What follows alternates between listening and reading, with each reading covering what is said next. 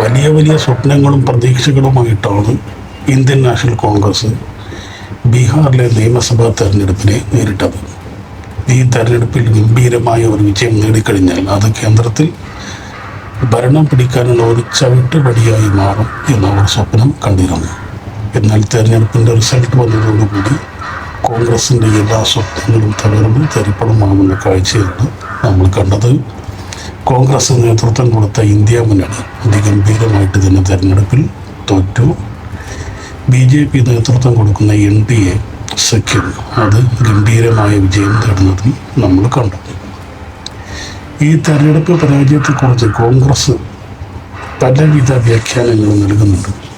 അതിൽ പ്രധാനമായിട്ടും ആ പാർട്ടി നൽകുന്ന വ്യാഖ്യാനം എന്ന് പറയുന്നത് വോട്ട് ചോരിയിലൂടെയാണ് BJP അല്ലെങ്കിൽ NDA വിജയം കരസ്ഥമാക്കിയത് എന്നാണ്. കറപ്ഷൻ അടക്കമുള്ള പല കാര്യങ്ങളും ഉപോൽപ്പലകമായിട്ട് അവർ മുന്നോട്ട് വെക്കുന്നുണ്ടെങ്കിലും പ്രധാനമായിട്ടും അവർ പറഞ്ഞു നടക്കുന്നത് വോട്ട് ചോരിയിലൂടെ NDA ഭരണം പിടിച്ചു എന്നുള്ളതാണ്. എന്നാൽ ഇവരുടെ ഈ പ്രസ്താവനയിൽ എത്രമാത്രം സത്യമുണ്ട്, സാങ്കത്യമുണ്ട് എന്ന് നമുക്കൊന്ന് പരിശോധിക്കാം.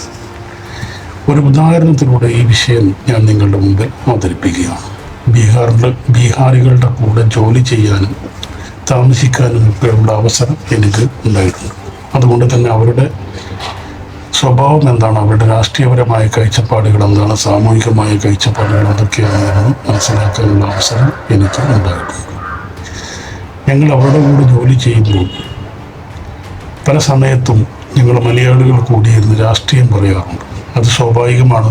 4 മലയാളികളുണ്ടെങ്കിൽ അവർ 4 രാഷ്ട്രീയ ആശയക്കാരായിരിക്കും. സ്വാഭാവികമായിട്ടും അവർക്കിടയിൽ രാഷ്ട്രീയപരമായ സംസാരങ്ങൾ കടന്നു വരും, തർക്കങ്ങൾ കടന്നു വരും, ആശയവിനിമയങ്ങൾ കടന്നു വരും. അത് പലപ്പോഴും വലിയ ബഹളങ്ങളിലേക്കും ഒക്കെ കടന്നെത്തുന്ന സാഹചര്യത്തിൽ മലയാളം അറിയാത്ത ആളുകളെ സംബന്ധിച്ച് നമ്മുടെ ഈ ശബ്ദകോലാഹലം ഒരു ശല്യമായി മാറും. ആ സമയത്ത് ബീഹാറികൾ ഞങ്ങളോട് ചോദിച്ച ചില കാര്യങ്ങളുണ്ട്. എന്താണ് നിങ്ങൾ സംസാരിക്കുന്നത്, എന്തിനാണ് നിങ്ങൾ ഇത്തരം ബഹളത്തിൽ രാഷ്ട്രീയം പറയുന്നത്, എന്തിനാണ് രാഷ്ട്രീയത്തിന് വേണ്ടി തങ്ങൾ തെല്ലുന്നത് എന്നൊക്കെ അവർ ചോദിക്കാറുണ്ടായിരുന്നു.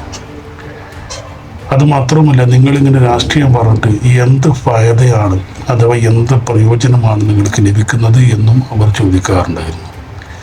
ഫായത എന്നുള്ളത് കൊണ്ട് അല്ലെങ്കിൽ പ്രയോജനം എന്നുള്ളത് കൊണ്ട് അവർ പലതും അർത്ഥമാക്കുന്നുണ്ട്. ബീഹാറികളെ സംബന്ധിച്ച് അല്ലെങ്കിൽ ഉത്തരേന്ത്യക്കാരെ സംബന്ധിച്ച് അവർ എന്തൊരു പ്രവൃത്തി ചെയ്താലും അവർക്ക് അതിനകത്ത് ഒരു ഫായത ഉണ്ടാവണം, അല്ലെങ്കിൽ പ്രയോജനം ഉണ്ടാകണം. അല്ലാത്ത ജോലികൾ, പ്രവൃത്തികൾ അവർ ചെയ്യുകയില്ല. എന്ന് പറഞ്ഞാൽ വെറുതെ രാഷ്ട്രീയത്തിൻ്റെ പേരും പറഞ്ഞ് ഇങ്ങനെ തമ്മിൽ തെല്ലുകയില്ല എന്നർത്ഥം. വോട്ട് ചെയ്താലും അല്ലെങ്കിൽ ജാഥയ്ക്ക് പോയാലും രാഷ്ട്രീയ പാർട്ടികളുടെ എന്ത് പരിപാടിക്ക് പങ്കെടുത്താലും അവർക്ക് പ്രയോജനം അഥവാ ഫായത വേണം, അല്ലെങ്കിൽ 10 രൂപയെങ്കിലും കിട്ടണം. അല്ലാതെയുള്ള ഒരു രാഷ്ട്രീയ പ്രവർത്തനത്തിനും ഒരു ജോലിക്കും അവർ ഇറങ്ങി പുറപ്പെടുകയില്ല എന്നുള്ളതാണ് നമ്മുടെ ഒരു അനുഭവം എന്ന് പറയുന്നത്.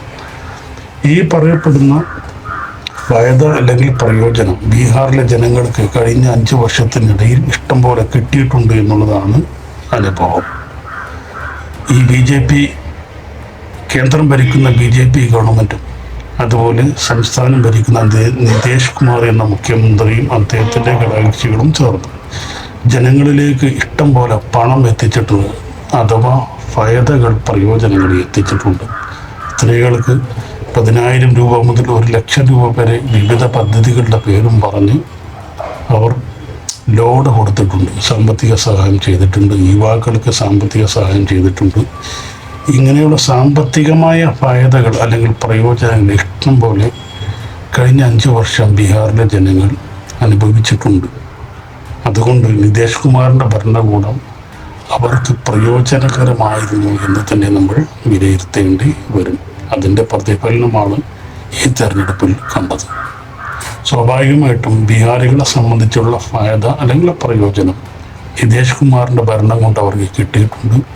അതുകൊണ്ടാണ് കിലോമീറ്ററുകളൊക്കെ വിദൂര ഗ്രാമങ്ങളിൽ നിന്ന് പോലും സഞ്ചരിച്ചുകൊണ്ട് സ്ത്രീകളൊക്കെ കൂട്ടമായിട്ട് വന്ന് വോട്ട് രേഖപ്പെടുത്തി തിരിച്ചു പോയത്. അതിൻ്റെ പ്രയോജനം ഈ നിതീഷ് കുമാറിനും BJPക്കും വിശിഷ്യ NDAക്കും കിട്ടിയെന്ന് മാത്രമല്ല, ഭരണം അവർ അതിഗംഭീരമായിട്ട് തിരിച്ചു പിടിക്കുകയും ചെയ്തു. അതിഗംഭീരമായൊരു വിജയം NDAക്ക് ഇതിലൂടെ നേടാൻ സാധിച്ചു. എതിരാളികൾ ബഹുദൂരം പിന്നിലായിപ്പോയി. ഒരു പ്രതീക്ഷയും ഇല്ലാത്ത വിധത്തിൽ കോൺഗ്രസിനെയും സഖ്യകക്ഷികളെയും ഈ NDA മുന്നണി തകർത്ത് തരിപ്പണമാക്കി കളഞ്ഞു.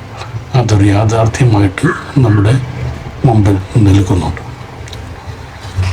ബീഹാറികളെ സംബന്ധിച്ച് അല്ലെങ്കിൽ ഉത്തരേന്ത്യക്കാരെ സംബന്ധിച്ച് മലയാളികളെ പോലെയുള്ള ഒരു സാമൂഹിക കാഴ്ചപ്പാടല്ല ഉള്ളത്.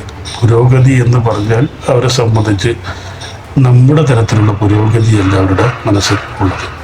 നമ്മുടെ സാമൂഹിക പുരോഗതി എന്ന് പറഞ്ഞാൽ നമ്മുടെ നഗരങ്ങൾ, നമ്മുടെ ഗ്രാമങ്ങൾ, ഇതൊക്കെ എല്ലാ വിധത്തിലും പുരോഗമിക്കണം. ഇഷ്ടംപോലെ സ്കൂളുകൾ വരണം, ആതുരാലയങ്ങൾ വരണം.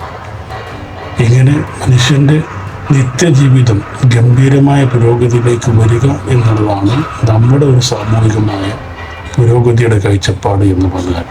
എന്നാൽ ഉത്തരേന്ത്യക്കാരുടേത് ഇതിൽ നിന്ന് വിഭിന്നമാണ്. അവരെ സംബന്ധിച്ച് ജംഷഡ്പൂരിൽ വലിയ ഷോപ്പിംഗ് മാളുകൾ വന്നാൽ മതി. ടാറ്റ, ബിർള മുതലായ കമ്പനികളുടെ ഗംഭീരമായ കെട്ടിട സമുച്ചയങ്ങളും ഫാക്ടറികളും ഒക്കെ വന്നാൽ മതി. അതാണ് അവരെ സംബന്ധിച്ച് വികസനം. അല്ലാതെ അവരുടെ നാട്ടിലേക്ക്, അവരുടെ ഗ്രാമത്തിലേക്ക് വഴിയുണ്ടോ, റോഡുണ്ടോ, ആ റോഡിന് പാലമുണ്ടോ, ഇങ്ങനെയുള്ള വികസനമൊന്നും അവരുടെ മൈൻഡിലില്ല. എന്ന് പറഞ്ഞാൽ അവരെ സംബന്ധിച്ച് സാമ്പത്തിക പുരോഗതിയാണ്, സാമ്പത്തികമായ നേട്ടമാണ് ഫായദ അല്ലെങ്കിൽ പ്രയോജനം എന്നുള്ളത് കൊണ്ട് അവർ ഉദ്ദേശിക്കുന്നത്. അതുപോലെ തന്നെ ജനാധിപത്യം, ജനകീയ ഭരണം, ജനാധിപത്യപരമായ തെരഞ്ഞെടുപ്പ്, ഇതിനെപ്പറ്റിയൊന്നും അവർക്ക് യാതൊരുവിധ ബോധവുമില്ല. അതൊന്നും മഹത്തായ കാര്യങ്ങളായിട്ട് അവർ കണക്കാക്കുന്നുമില്ല. അവരുടെ രാഷ്ട്രീയപരമായ കാഴ്ചപ്പാടും തെരഞ്ഞെടുപ്പും എന്നൊക്കെ പറയുന്നത് സാമ്പത്തികമായ എന്തെങ്കിലും ലാഭം ഉണ്ടാകുമോ എന്ന കാര്യത്തിൽ മാത്രം ഒതുങ്ങി പോവുകയാണ്. ഇനി ഈ പറയപ്പെട്ട കാര്യങ്ങൾക്കപ്പുറം ഈ ഇന്ത്യ മുന്നണി എന്ന് പറയുന്ന കോൺഗ്രസിൻ്റെ മുന്നണിക്ക് പരാജയപ്പെടാൻ നിരവധി ഘടകങ്ങൾ വേറെയുമുണ്ട്. കോൺഗ്രസ്സുകാരും അതുപോലെ ഇതര രാഷ്ട്രീയ പാർട്ടികളും പ്രതിപക്ഷ കക്ഷികളും ഒക്കെ ഉന്നയിക്കുന്നത് പോലെ ബീഹാർ തെരഞ്ഞെടുപ്പിലെ കറപ്ഷൻ അത് ഉണ്ടായിട്ടുണ്ട് എന്നുള്ള കാര്യം ഒരു വസ്തുതയാണ്. NDAക്ക് ജയിക്കാൻ ആവശ്യമായ സാഹചര്യം ഇലക്ഷൻ കമ്മീഷൻ അടക്കമുള്ള ഏജൻസികൾ ചെയ്തു വെച്ചിട്ടുണ്ട് എന്നുള്ളത് ഒരു യാഥാർത്ഥ്യം തന്നെയാണ്. എന്നാൽ അതിനപ്പുറം കോൺഗ്രസ് അടക്കമുള്ള രാഷ്ട്രീയ പാർട്ടികളുടെ, അവരുടെ ഇന്ത്യ മുന്നണിയുടെ സംഘടനാ ദൗർബല്യമാണ് ഈ തെരഞ്ഞെടുപ്പിലെ അവരുടെ ദയനീയ പരാജയത്തിൻ്റെ മറ്റൊരു കാരണം. നമുക്കറിയാം, അസദുദ്ദീൻ അവൈസി എന്ന് പറയുന്ന ഒരു വ്യക്തി, അദ്ദേഹത്തിന് ഒരു രാഷ്ട്രീയ പാർട്ടിയുണ്ട്. ആ രാഷ്ട്രീയ പാർട്ടി ഇന്ത്യ മുന്നണിയുടെ ഭാഗമായിട്ട് മാറാൻ ശ്രമിച്ചിരുന്നു.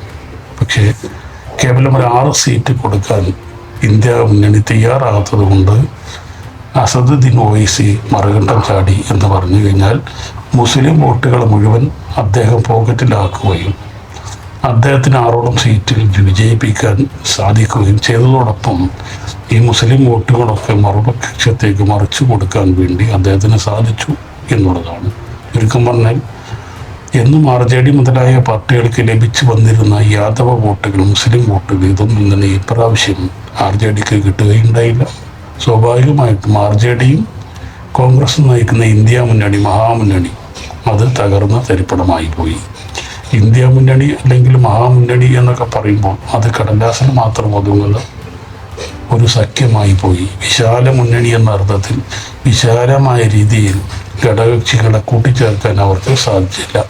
കോൺഗ്രസിനെ സംബന്ധിച്ച് അവരുടെ ഒരു രീതി അതാണ്. കേരളത്തിൽ പോലും ഒരു സീറ്റിന് വേണ്ടി 10-20 ആളുകൾ കടിപിടി കൂടുന്നൊരവസ്ഥയാണ് കോൺഗ്രസ് എന്ന് പറയുന്ന പാർട്ടിയെ സംബന്ധിച്ച്. അവരെ സംബന്ധിച്ച് ഒരുപാട് നേതാക്കന്മാരുണ്ട്. നേതാക്കന്മാരാണ് ആൾക്കൂട്ടം, അല്ലാതെ അടിത്തട്ടിൽ അവർക്ക് പ്രവർത്തകരില്ല. പ്രവർത്തകരെക്കാളും കൂടുതൽ നേതാക്കന്മാരായിരിക്കും ആ പാർട്ടിയിൽ ഉണ്ടാകുക. ഒരു സംസ്ഥാനത്ത് 24-25 ഒക്കെ വൈസ് പ്രസിഡന്റുമാരുണ്ടാവും, 30-35 ജനറൽ സെക്രട്ടറിമാരുണ്ടാവും. ഇങ്ങനെ അണികളെക്കാൾ കൂടുതൽ നേതാക്കളുള്ള ഒരു പാർട്ടിയാണ് കോൺഗ്രസ്.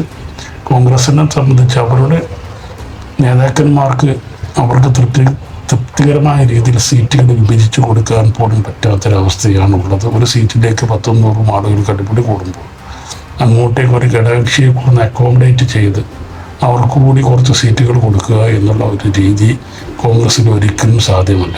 അതുകൊണ്ട് പേരിൽ മാത്രമാണ് വിശാല ഇന്ത്യൻ മുന്നണി എന്ന് പറയുന്ന ഒരു കാഴ്ചപ്പാടുണ്ടായിരുന്നത്.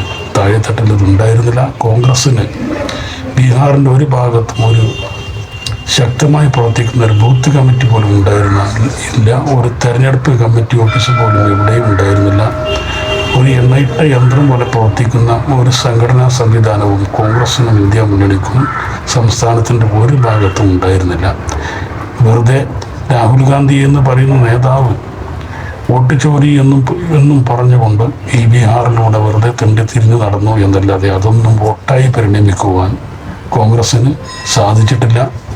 അല്ലെങ്കിൽ കോൺഗ്രസ്സിന് അടിത്തട്ടിൽ ബീഹാറിൽ വേരുകളില്ല. 90-ൽ പുറത്തുപോയ അധികാരത്തിൽ നിന്ന് പുറത്തുപോയ കോൺഗ്രസ്സിനെ സംബന്ധിച്ച് ഇനി ബീഹാറിലേക്ക് ഒരു തിരിച്ചു വരവ് ഉണ്ടാവുകയും ഇല്ല. മാത്രമല്ല, തെരഞ്ഞെടുപ്പിൻ്റെ അവസാന ഘട്ടത്തിൽ ഈ പറയുന്ന രാഹുൽ ഗാന്ധി പോലും രംഗത്തുണ്ടായിരുന്നില്ല എന്നുള്ളതാണ് വസ്തുത.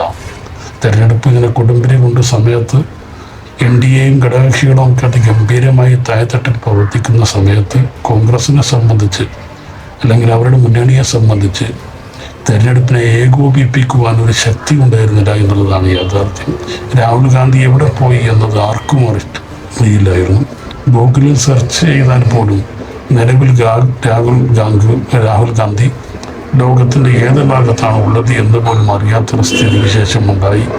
ഇത് കോൺഗ്രസിനെയും സഖ്യകക്ഷികളെയും വലിയ ആശയക്കുഴപ്പത്തിലാക്കി. ഒടുവിൽ ഒരു തട്ടിക്കൂട്ട് തെരഞ്ഞെടുപ്പ് പ്രചരണം നടത്തി എന്നതിനപ്പുറം BJPയും NDAയും നടത്തിയതുപോലെ എണ്ണയിട്ടം യന്ത്രം പോലെ പ്രവർത്തിച്ചതുപോലെ ഗംഭീരമായ തെരഞ്ഞെടുപ്പ് പ്രചാരണം നടത്താൻ പോലും അവർക്ക് സാധിച്ചില്ല. രാഹുൽ ഗാന്ധി എന്ന പേര് പോലും കേൾക്കാത്ത ആളുകൾ ബീഹാറിൻ്റെ ഉൾപ്രദേശങ്ങളിലും ഉണ്ട് എന്ന വാർത്തകളാണ് വരുന്നത്.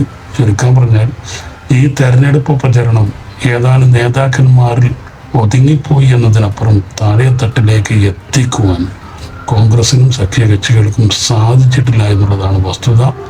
ഉത്തരേന്ത്യയിൽ എമ്പാടും എല്ലാ സ്റ്റേറ്റുകളിലും ഇത് തന്നെയാണ് അവസ്ഥ.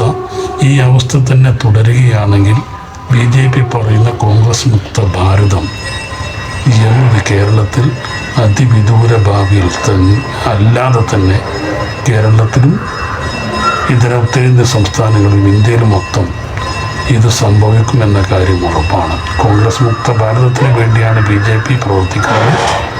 അത് ഇന്ത്യ രാജ്യത്ത് സംഭവിക്കുന്ന കാലം അതിവിദൂരമല്ല എന്ന് കോൺഗ്രസ്സുകാർ മനസ്സിലാക്കിയാൽ അവർക്ക് നന്ദി.